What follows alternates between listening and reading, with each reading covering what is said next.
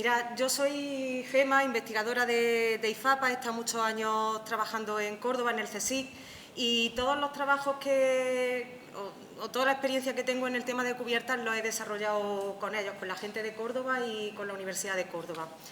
En la charla de esta tarde, lo que me gustaría es que repasáramos, voy a intentar no ser demasiado extensa, luego si queréis nos podemos parar en alguna cosa que os interese más.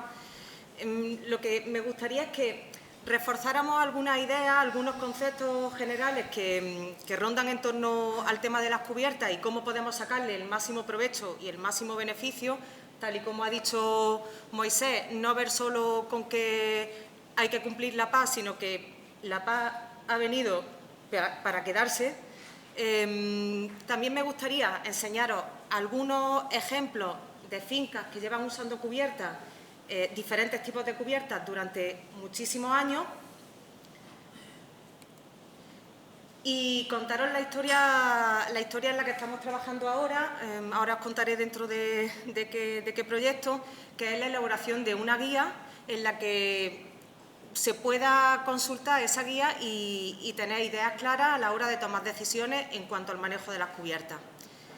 Esta guía estaría dentro del proyecto, o sería parte del proyecto Biolivar, que es un grupo operativo que tiene financiación europea y, como quizás sepáis, estos grupos operativos son asociaciones o agrupaciones de instituciones académicas, pero también de agentes del sector, para dar soluciones a problemas muy concretos. En este caso, uno de los objetivos del proyecto Biolivar es el manejo y la implantación de las cubiertas, y por eso estoy aquí esta tarde. Parece que, como decía antes, las cubiertas han llegado y van a quedarse, y de eso se está encargando la política agraria común. La nueva política agraria común, el tema de las cubiertas, pues tiene presencia a través de la condicionalidad o la condicionalidad reforzada, a través de dos buenas prácticas, dos buenas medidas. Una de ellas tiene que ver con el laboreo. No voy a leer toda la información de la diapositiva, pero como me imagino que se quedará la grabación de la presentación, pues la podéis consultar cuando queráis. Una de estas medidas, como decía, tiene que ver con el laboreo de cómo se labra, cuándo se labra el suelo del olivar, y la otra medida tiene que ver con las características de la cubierta. Al menos 1 metro de ancho para determinada pendiente, las características de la cubierta, si tiene que ser paralela a la línea de máxima pendiente, perpendicular, ¿vale? Pero ahora resulta que en la nueva PAC también el 25% aproximadamente de esa cantidad que se percibía pasa a ser voluntaria a través de los ecoregímenes. Y dentro de los ecoregímenes que tengan que ver con la cubierta del suelo, ya sea viva o sea inerte, pues hay dos ecoregímenes, que estos son voluntarios, como os decía. Uno de estos ecoregímenes es el que tiene que ver explícitamente con las cubiertas vegetales vivas. ¿Qué pasa? Aquí ya no vale con tener el mínimo de 1 metro de cubierta, un ancho de cubierta de 1 metro, hay que cubrir más superficie, un 40% aproximadamente, que ya se verá también cómo se interpreta eso. Hay que tenerla viva durante un periodo de tiempo. En definitiva, lo que se está persiguiendo es tener cubierta la superficie del suelo el mayor tiempo posible, ¿vale? Otro ecorégimen que también tiene que ver con cubrir el suelo, pero esta vez no con cubierta vegetal, es mantener el suelo cubierto con restos de poda. Igual, un 40%, teniendo algunas excepciones con el tema en el manejo de los restos de poda, con el tema de las plagas y las enfermedades, también considerando que pueda recibirse o traerse dentro de la finca restos de poda de otras fincas porque no haya suficiente. A modo de resumen, si veis esta fotografía, esto es un olivar, 15% de pendiente más o menos, marco 9×9. Si nos limitamos a cumplir la condicionalidad, estableceríamos una banda de cubierta de 1 metro, ¿vale? Idealmente perpendicular a la línea de pendiente máxima. Si no es posible, iríamos a la línea de pendiente máxima, ese metro cubriendo la calle. Pero, sin embargo, si nos acogemos al ecorrégimen, no solo tendríamos ese metro, sino que tendríamos que aumentar la superficie cubierta, bien en una dirección o bien en las dos direcciones, siempre que sea posible. En el ejemplo anterior hablaba de mínimo, 1 metro y 40%, esto sería un ejemplo de máximo, un agricultor de Bujalance que tiene mucha más superficie cubierta. Yo creo que muchos de vosotros estaréis cansados de escuchar los beneficios que tienen las cubiertas, que son muy buenas, que aumentan la biodiversidad, que ayudan a fijar nitrógeno y una serie de beneficios que son ciertos, pero que tienen sus salvedades y dependen de algunos factores. Y además de beneficios, pues en algunas ocasiones también tienen desventajas. ¿De qué dependen esos beneficios o esas desventajas? Pues mirad, hay que tener varias consideraciones a la hora de implantar cubiertas. Un factor muy importante que te va a determinar el grado de esos beneficios o esas desventajas va a ser la cantidad de biomasa que tenga esa cubierta y el porcentaje de cobertura, cuánta superficie cubre esa vegetación que tenemos. En esta gráfica lo que quiero que os fijéis, no hace falta que miréis ni números ni nada de eso, la línea negra es la escorrentía, el agua que se escurre cuando llueve. La línea punteada es el suelo que se pierde cuando llueve. A partir de una cobertura aproximada del 30%, es cuando se empieza a notar una reducción tanto de escorrentía como de pérdida como de suelo. ¿De acuerdo? También quería hacer mención a que normalmente estos números, este 30%, viene de ensayos de escala muy pequeña. Cuando trasladamos o intentamos reproducir qué pasaría en una escala más grande, en una finca, por ejemplo, como la del ejemplo anterior, en la que estamos implementando diferentes manejos, si simulamos o estimamos las pérdidas de suelo asociadas a cada uno de esos manejos, podemos ver que conforme aumenta la cobertura del suelo, disminuye la pérdida de suelo, yendo desde el extremo de tener el suelo desnudo alrededor de unas 80 toneladas por hectárea hasta tener casi toda la superficie de la parcela cubierta, en la que alcanzaríamos casi la tasa natural de formación de suelo. Además de la cantidad de biomasa y el porcentaje de cobertura, otro factor importante es los años que llevamos teniendo cubierta. El efecto no va a ser el mismo el primer año que dentro de 10 años. Es un efecto a largo plazo. Y esto pues me gustaría enseñároslo o que vierais este ejemplo. Es un olivar de verdeo en Benacazón. Y en esta gráfica lo que quiero que miréis es la línea marrón son las pérdidas de escorrentía, la escorrentía con un laboreo convencional, la línea verde es la escorrentía en calles con cubierta vegetal en un periodo de 18 años. ¿Vale? La diferencia acumulada en esos 18 años son alrededor de unos 30 milímetros. No es una diferencia tan grande ni tan evidente. Sin embargo, si hacemos el mismo ejercicio con pérdidas de suelo, ese suelo sí que es mucho más evidente el factor sobre la pérdida de suelo de las cubiertas vegetales. Tendríamos alrededor de unas 24 toneladas por hectárea de año promedio, frente a 2 toneladas y media. Y ese efecto de la duración de la cubierta no solo es evidente en escorrentía o en pérdidas de suelo, sino también en otras propiedades físico-químicas, como veréis con más detalle con la presentación de Roberto. Aquí simplemente enseñaros que la duración de los años con cubierta vegetal tiene un efecto bastante importante sobre el carbono y también sobre la estabilidad de agregados. No es lo mismo ni la cantidad que se aporta ni la duración con la que se cuenta con la cubierta. Un aspecto muy importante que yo creo que a todos nos interesa es el equilibrio con la producción. ¿Afecta a la producción tener cubiertas vegetales? ¿No afecta? Bueno, Mirad, lo que quiero que veáis en esta gráfica, cada punto representa una finca en la que se ha comparado la producción con laboreo y la producción con cubierta. Si los puntos están próximos al 1, significa que la producción ha sido prácticamente la misma. La producción con cubierta y sin cubierta ha sido la misma. Como veis, hay algunos ejemplos, algunos casos en los que se da esa situación.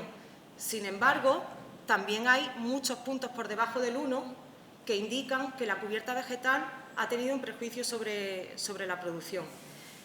Y también podemos observar que hay algunos ensayos, algunos experimentos en los que la producción, por motivos que yo sinceramente tampoco tengo muy claros todavía, se ha visto incrementada con cubiertas vegetales. Por supuesto, son relaciones muy complejas y no son tan sencillas de explicar. Otro aspecto interesante cuando estamos hablando de cubierta o cuando tenemos que elegir qué cubierta queremos es la fecha de, bueno, las especies que tenemos, por supuesto, y al tener diferentes especies, pues van a tener diferentes fechas de maduración. ¿Qué significa que una especie herbácea madure?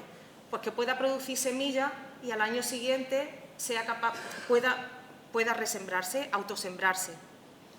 Bueno, pues en este ejemplo lo que hicimos fue evaluar la fecha de maduración de diferentes especies que se usan como cubiertas.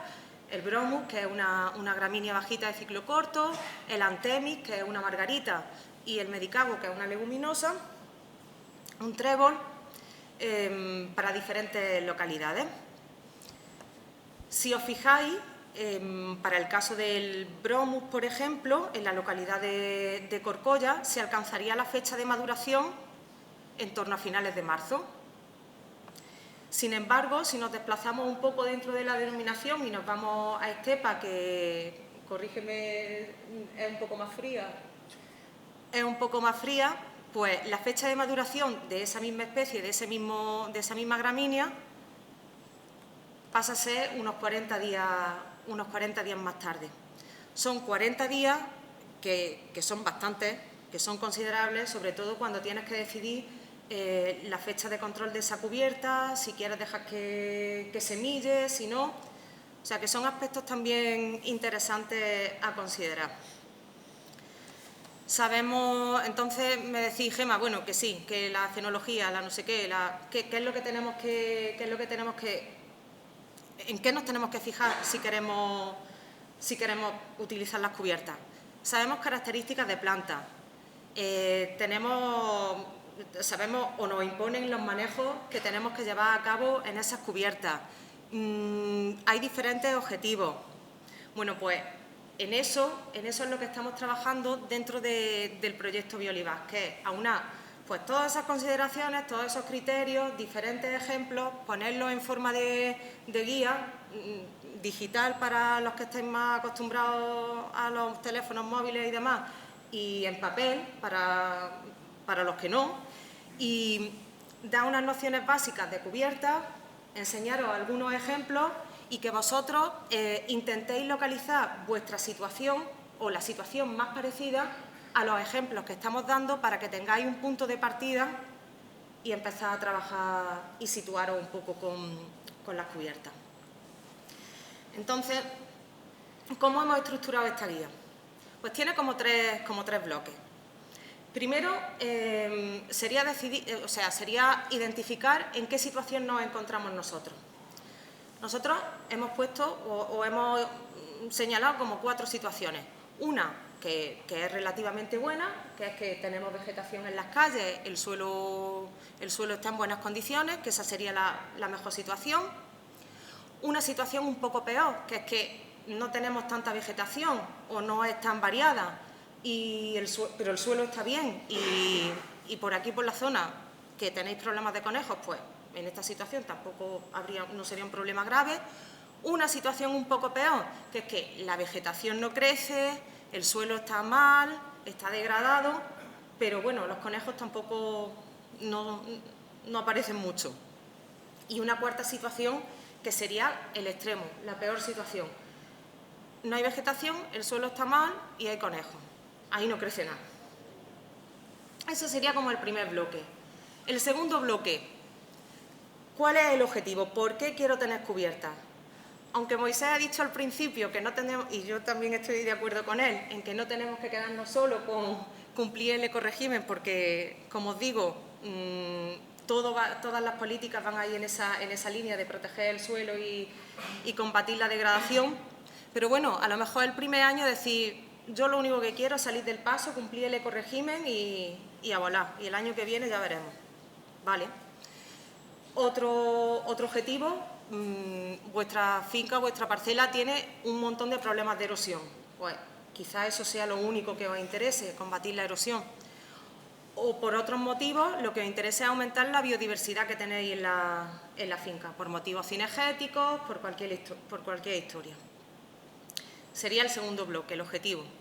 Y por último, que tampoco me voy a parar mucho, pero serían los condicionantes. ¿Cuál es la situación que tenéis vosotros también en cuanto a maquinaria? Si tenéis posibilidad de hacer uso de maquinaria más específica o no. Si, por ejemplo, pues la pendiente permite que crucéis las cubiertas en las dos direcciones o no. Cuáles son las condiciones más adecuadas. Si, por ejemplo, tenéis un olivar en seto, pues las condiciones para que crezca la cubierta van a ser diferentes. En fin, una serie de condicionantes en la que también os podríais situar.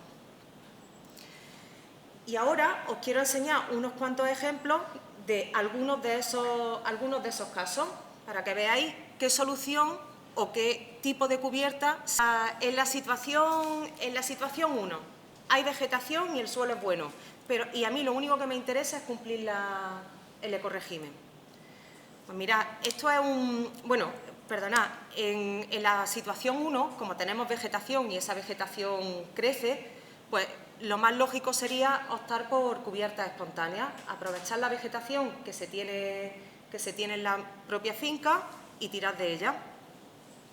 En este ejemplo, un olivar cerca de Corcolla, que está puesto encima de una tierra calma de cereales, pues lo que se ha hecho ha sido eso, una banda estrecha, aprovechando la cubierta espontánea que había en ese olivar y controlando el ancho de la cubierta pues con medios mecánicos o herbicidas. Tiene sus ventajas, que es el coste, no hace falta sembrar. Y lo que hay que tener en cuenta y cuidado con este tipo de bandas estrechas es no hacerla demasiado estrecha para poder cumplir la verificación. ¿De acuerdo? Otro ejemplo, el suelo es bueno, pero lo que yo tengo son muchísimos problemas de erosión y lo que me interesa es combatirlo.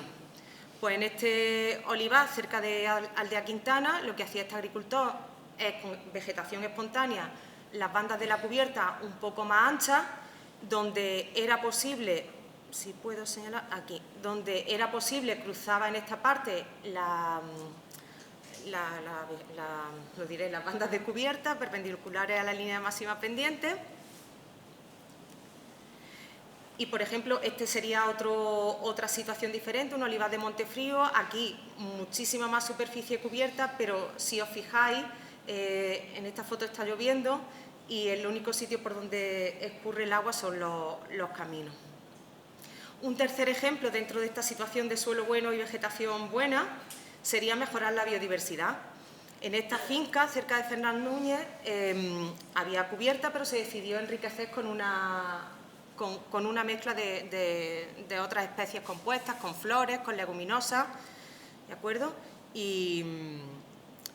Y bueno, el inconveniente primordial cuando lo vayamos viendo es el coste de la siembra. En la situación 2, en la que hay vegetación, pero no tan diversa o no con tanto crecimiento, pues tenemos diferentes ejemplos también. Este olivar cerca de Montoro. Aquí el agricultor no puso la cubierta perpendicular a la línea de máxima pendiente por el riego. Ese sería un condicionante también que se tiene que particular de cada agricultor.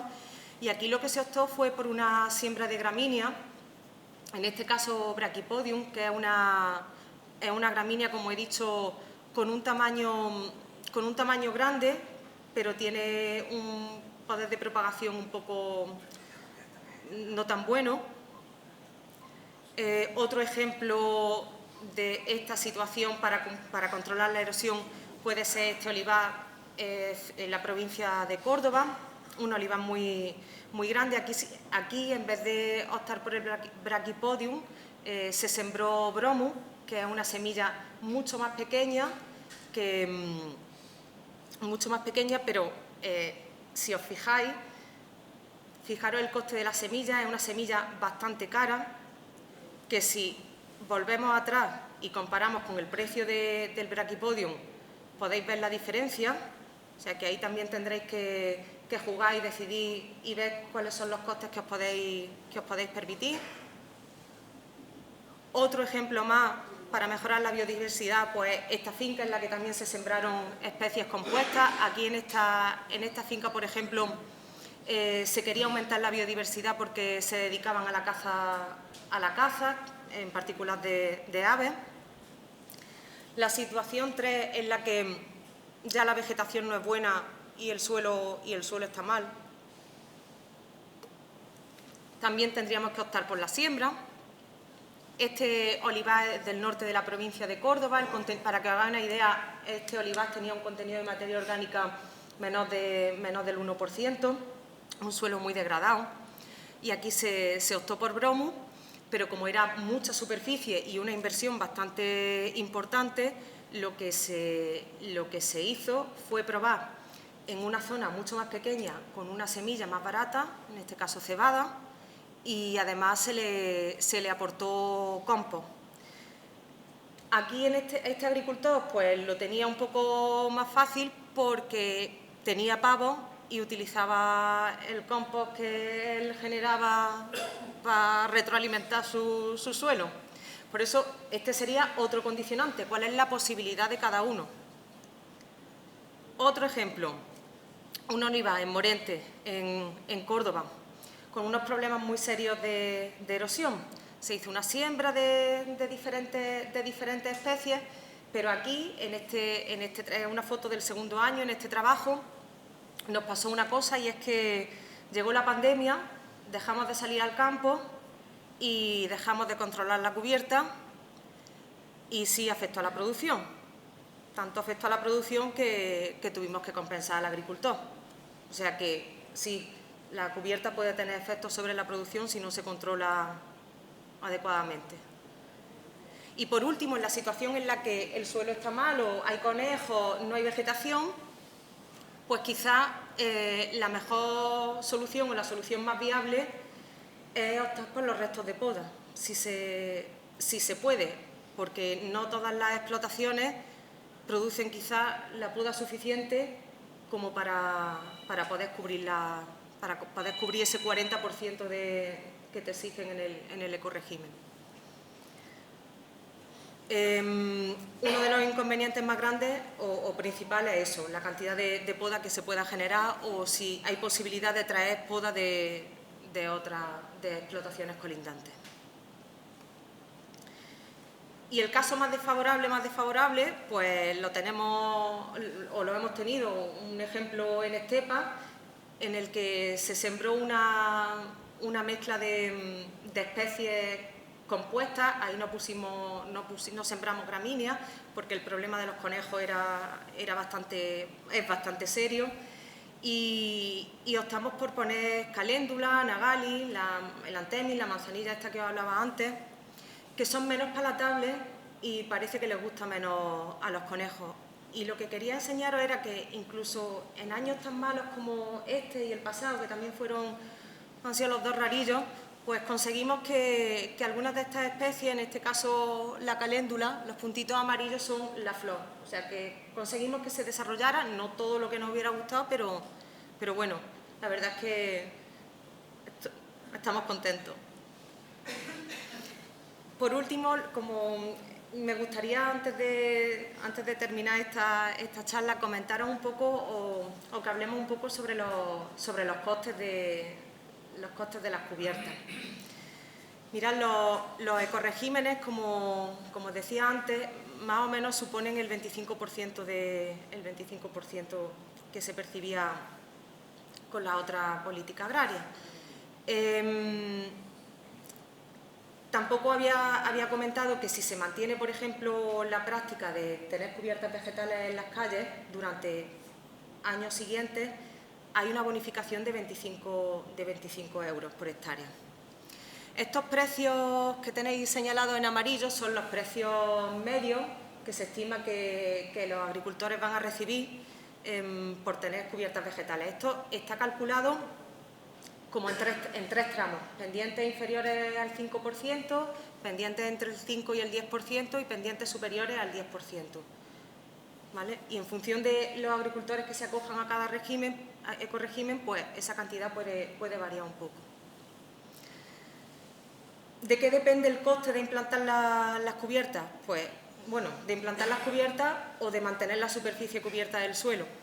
Pues si optamos por tener restos de poda, pues va a costar, o sea, va a variar en función de cómo sea nuestro olivar, de las características del olivar, de si tenemos maquinaria disponible, cantidad de poda suficiente.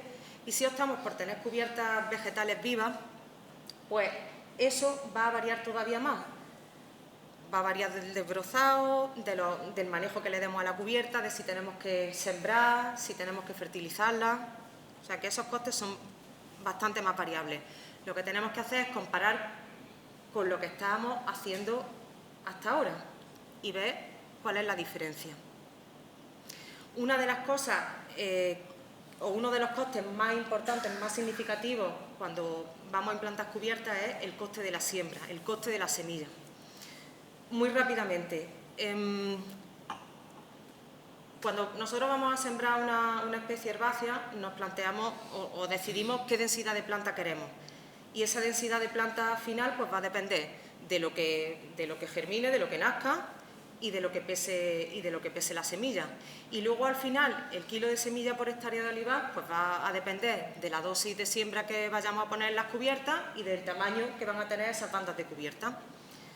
Vamos a hacer un ejercicio muy sencillo. Nos vamos a la cebada, que es una semilla relativamente barata.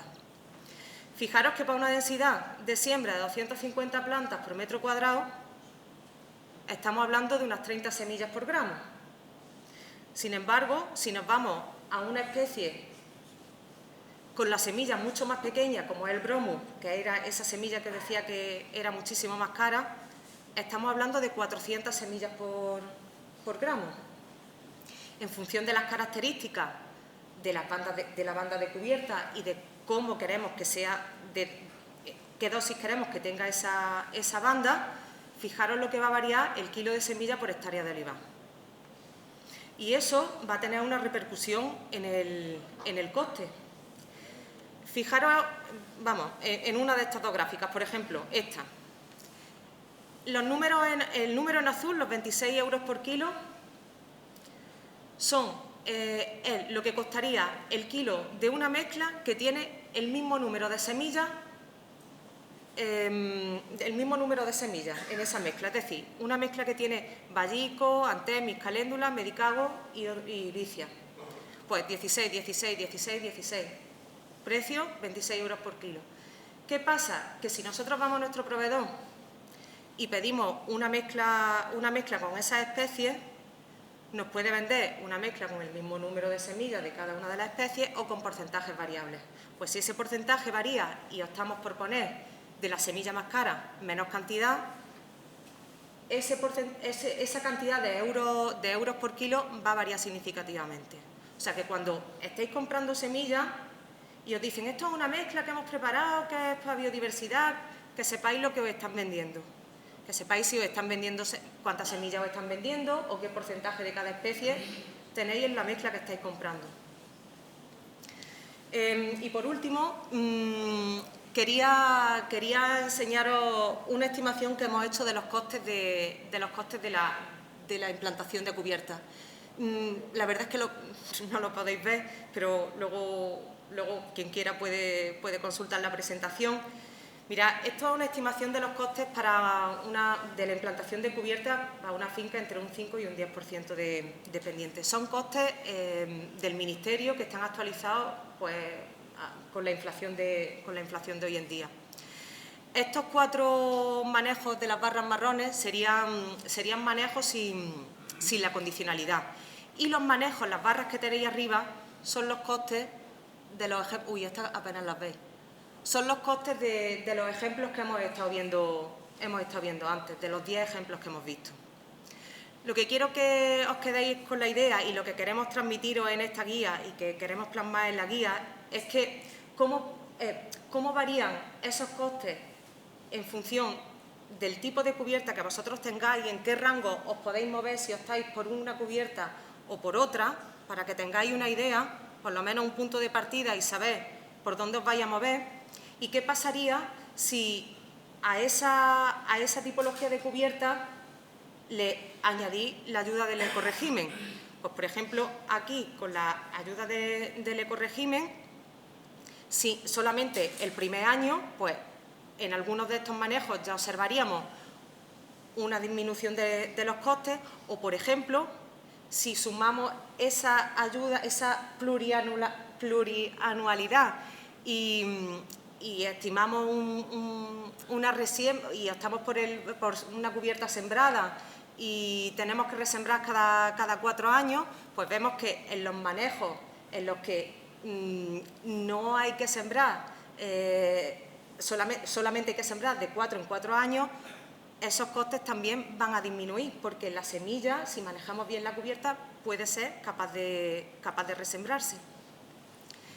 Y bueno, por último, pues solamente resaltar y reforzar otra vez la idea de que las políticas agrarias van a ir de la mano de temas medioambientales sí o sí, y que nos guste más o nos guste menos, vamos a tener que ir adaptándonos poco a poco a ellas, y que tenemos que sacar el mejor partido de la situación a la que nos enfrentamos. Para nosotros, los mayores obstáculos a la hora de tener una cubierta y de poder manejarla bien es que los costes sean competitivos y que en algunas situaciones mantener la cubierta y hacerla o implementarla es complicado, y que, bueno, que existe mucha información, somos muchos los que trabajamos con cubiertas desde hace varios años, vosotros también. Y bueno, la idea que tenemos es aunar ese conocimiento, plasmarlo en esta guía que sirva de marco para que cada uno tenga un punto de partida, y nada más, que esperamos vuestras críticas, ideas y completar esos ejemplos y esas situaciones con vuestras casuísticas. Y nada más, muchas gracias.